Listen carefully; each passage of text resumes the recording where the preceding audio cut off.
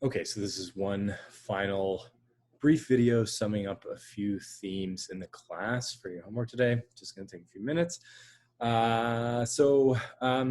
talked a little bit about, throughout the class about where this discipline called religious studies comes from, and the fact that before there was such a thing as a religious studies major, there was theology. So there were divinity schools where you could go to study the Bible and become a preacher or a professional theologian. There were classics departments where you could study ancient languages and classical texts, but the actual possibility of getting a degree in religious studies, being a religious studies major, or getting a degree in comparative religion and the history of religion didn't really become a thing until the 1950s, really until after World War II. And I've talked a bit in class about why that was the case and the search for common humanity across cultures in the wake of this terrible war that left people questioning fundamental human goodness. So, the comparative study of religion in large part was this sort of quest to redeem redeem the humanity after we had seen such tragedy on a scale that no one had ever experienced before in the course of the Second World War. That's largely motivating a lot of the first generation of scholars of religious studies and comparative religion, most of whom were what we would call religious insiders. I mean, they were people who grew up within a faith tradition. A lot of Christians and Jews who explored their own traditions and went out to find religious truth within Asian religions, basically. This is like the first wave of comparative religion. It was a sympathetic kind of quest, right? Because what are we looking for when we're looking for the common humanity between traditions? And here we're also talking about people who are into religious universalism, that there is truth within all religious traditions. People are looking for the good, the good, the fundamentally moral, the parts of other religious traditions that can be placed in dialogue with Western religions, Judaism, Christianity, Islam. How can we have a conversation between these traditions? There is in the Harvard School, Harvard Divinity School, there's a long tradition of what they call interfaith dialogue. It's Harvard that offers or has offered a degree in comparative religion. And the belief here in the interfaith dialogue school of religious studies is that by merely sitting down next to someone of a different faith and having lunch with them, you can learn more about each other, understand commonalities between your religions, and the world will be a better place, essentially, right? So that's what the Harvard School is about. In more recent decades, let me say, probably around the last 20 years, there has been a general move away from a thoroughly sympathetic approach towards comparative religion towards a more critical approach. And of course, we saw in thinkers from Claude Lévi-Strauss to Edmund Leach to Bruce Lincoln to Roland Barthes and others, an approach to religion that looks at where religious texts come from and where religious authorities derive their authority and reinforce their authority, that relates to asymmetries of power. So there, in the Bruce Lincoln camp, people are looking at how religion naturalizes social hierarchies, how it reinforces power differentials between people. I mean, this is kind of derived from at its base a Marxist critique of religion.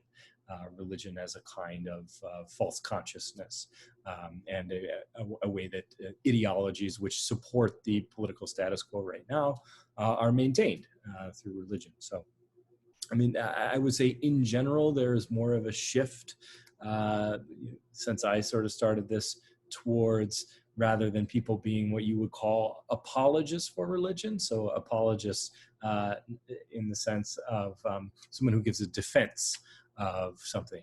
Those of you who read Plato's dialogues, in your GC1Y, Plato's apology is his courtroom defense of his own action, right? So an apologist for someone means someone who is a defender of something. So apologists for religion, people who are saying religion is a good thing, this is why religion is good, to what I would call a more referee style and a more critical approach towards religion. Part of this I've been kind of, this class has been split a little bit between like the biblical tradition, where I know a lot of people are coming from, and my own expertise in South Asian religion. And within my own field of South Asian religion, I think that a lot of this shift from a sympathetic towards a critical approach to religious studies has come out of a sort of, well, in some ways, a kind of a failure for the religious traditions of South Asia to produce what that first generation of religious studies scholars really thought they were going to produce. I mean, India, Sri Lanka, which is my own field of specialty, were in the 1960s closed economies.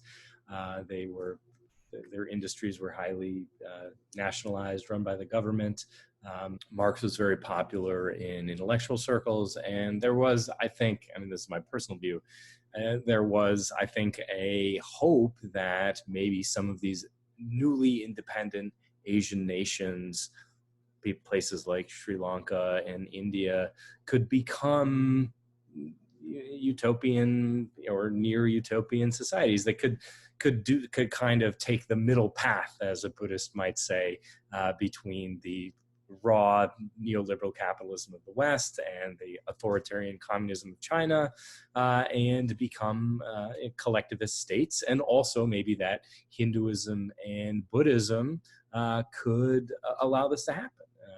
So we have this kind of experiment for the first time. These Asian religious nations are given their independence, and what's going to happen? There was a great deal in the 1950s, 60s, 70s. There was a great deal of optimism about what was going to become of the recently independent nations of South Asia.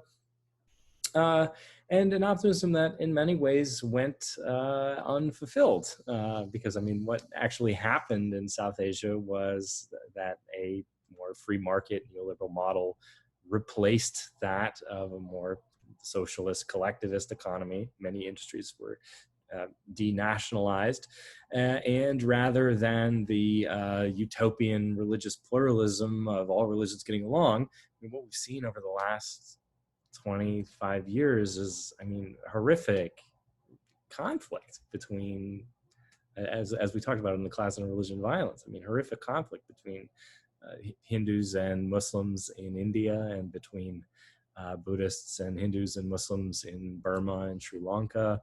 I mean, the hope that we would have a pluralist, communitarian society facilitated by these different religious cultures, it didn't really come to be. It didn't really come to fruition. And I think that this accounts for some of the transition between from apologists in religious studies to more sort of referee style in religious studies. It's my own view. The question for your homework is about the benefits of being an insider, so someone who is who was brought up within the religious tradition that they're studying, or at least is religious and is studying religion, versus an outsider, or someone who did not grow up in that religious tradition, or who is not religious at all and studying religion. The question for your homework is, what are the possible benefits for being a scholar of religion as one who is a religious insider? What are the possible benefits for studying religion as one who is an outsider? And what are the possible advantages for an insider to study religion? And what are the possible advantages for an outsider to study religion? It's something that we've discussed a little bit in class so far, but this is your chance to hash it out in a formal assignment. And if you want to do more about it, so I mean, there's a lot of stuff to talk about if you go back to the class on religion and Orientalism about Wendy Doniger and the history of Orientalist scholarship. So that whole topic of the insider-outsider debate and Orientalism would also be a good subject for your extra credit 5-point paper.